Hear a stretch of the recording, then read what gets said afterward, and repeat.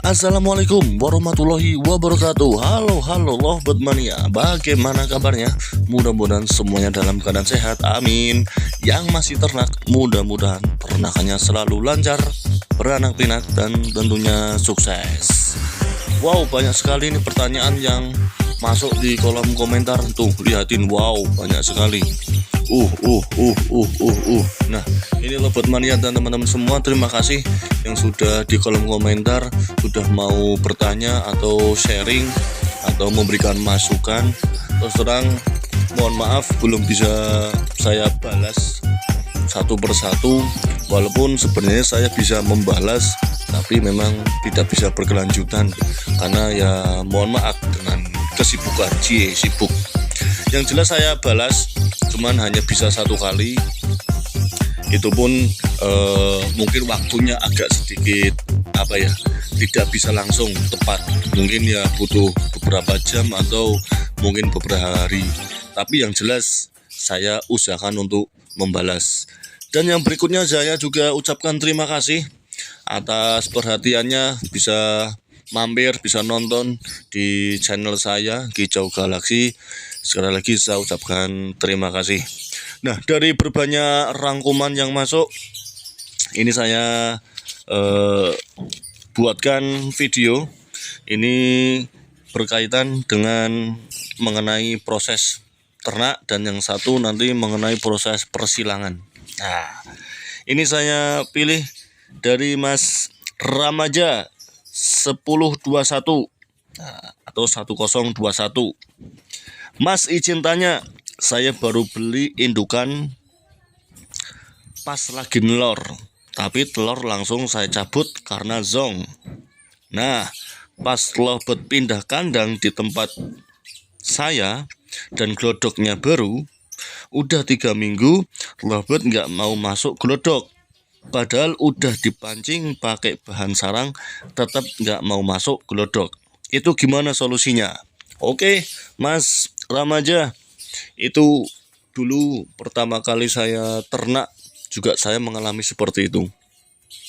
Beli di peternak, posisi masih mengangkrem, artinya ada telurnya. Terus saya pindah di tempat yang baru, malah justru yang di tempat awal sudah masuk glodok, di tempat saya malah tidak masuk glodok. Nah, jelas bingung, aduh gimana ini? Kok jadi seperti ini? Nah, tenang saja Mas Ramaja. Solusinya bagaimana? Nah, yang pertama jelas harus sabar dulu. Nah, sabar di sini artinya Lovebird dari tempat satu pindah ke tempat yang lain itu memang membutuhkan adaptasi. Apalagi posisi indukan tersebut masih posisi mengeram. Itu memang agak sensitif bagi Lovebird. Sensitifnya bagaimana? Sensitifnya itu lebih bisa mengarah ke stres. Karena kalau Lovebird masih mengeram, apalagi yang betina, itu bisa dikatakan lebih sensitif.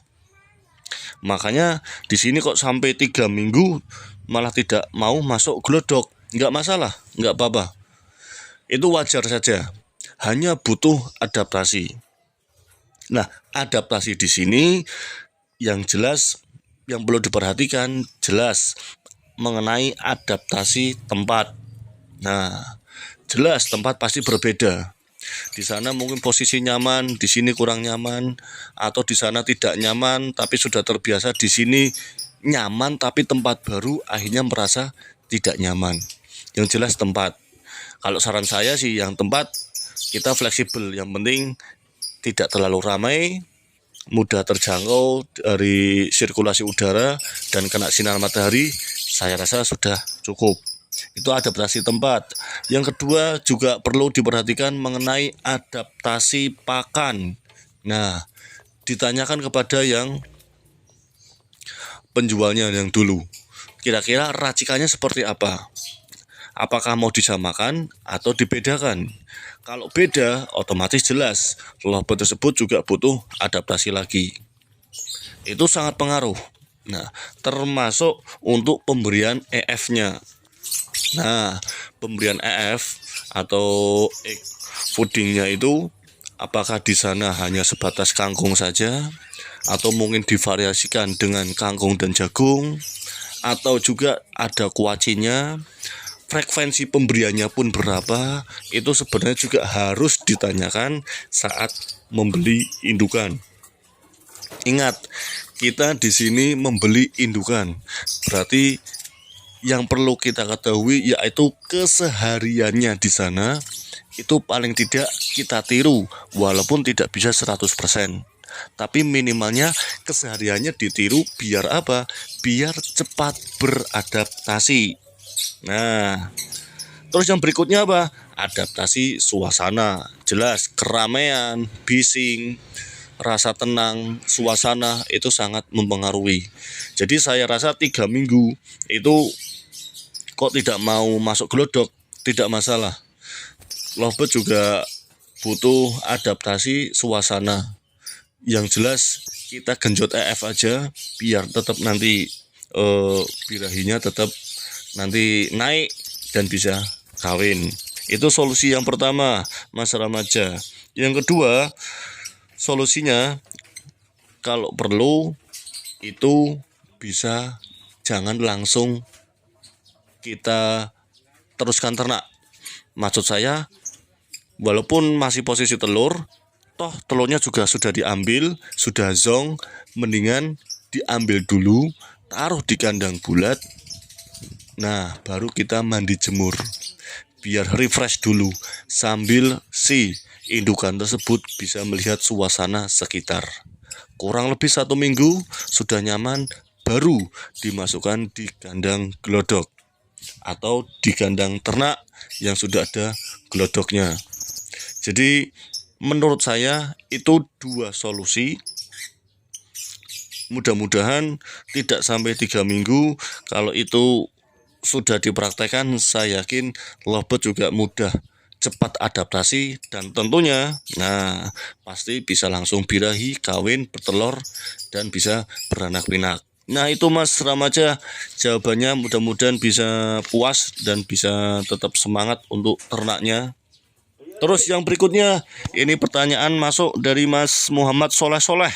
Nah Om, saya mau tanya, saya punya jodohan green split biola split PF, disilangkan dengan lutino mata hitam possible PF. Nah kalau garis 2 berarti possible ya. Kira-kira anaknya bisa keluar PF, dan kira-kira jackpot warna apa? Oke Mas Muhammad Soleh, ini mengenai persilangan ya. Saya ibaratkan seperti ini, green.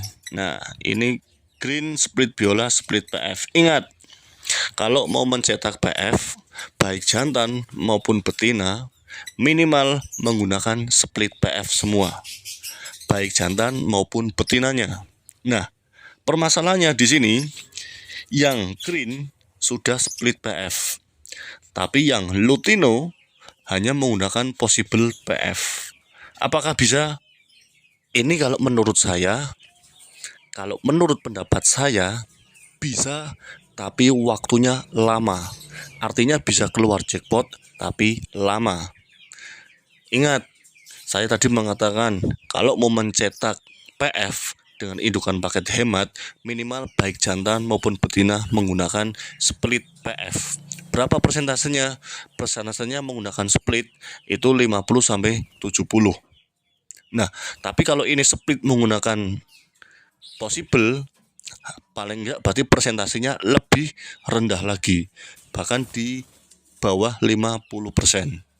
Makanya saya mengatakan bisa tapi lama, entah nanti di ternakan atau entah di peranakan nomor 1, nomor 2, nomor 3, yang jelas lama. Nah daripada seperti itu, mendingan cari yang sama-sama split PF-nya. Nah jadi biar nanti keluar jackpot. Karena kan ini Mas Muhammad Soleh menggunakan indukan paket hemat, pasti jelas dong berharap ingin keluar jackpot. Nah kalau keluar jackpotnya terlalu lama, kita juga nanti bosan sendiri. Nah mendingan cari, pilih indukan yang sekiranya bisa keluar jackpot lebih cepat, dengan menggunakan indukan paket hemat. Itu jawaban saya, Mas Muhammad Soleh. Mudah-mudahan bisa membuat referensi bermanfaat. Ya, itulah Bot Mania dan teman-teman semua, sedikit menjawab pertanyaan yang masuk di kolom komentar. Sekali lagi saya ucapkan banyak terima kasih buat teman-teman dan luah Bot Mania. Mudah-mudahan bermanfaat. Sekian, salam Bot Mania.